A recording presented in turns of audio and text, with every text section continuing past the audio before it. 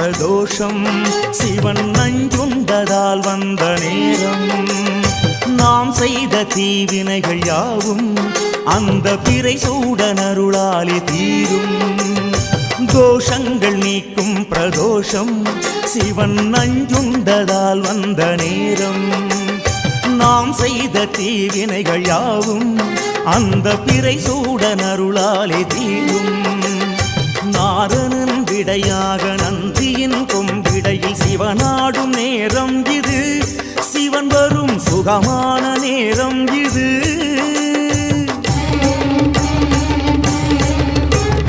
கருணாகரன் சுத்த சிவமானவன் கருணை பொழிகின்ற நேரம் இது வரம் தருகின்ற நேரம் இது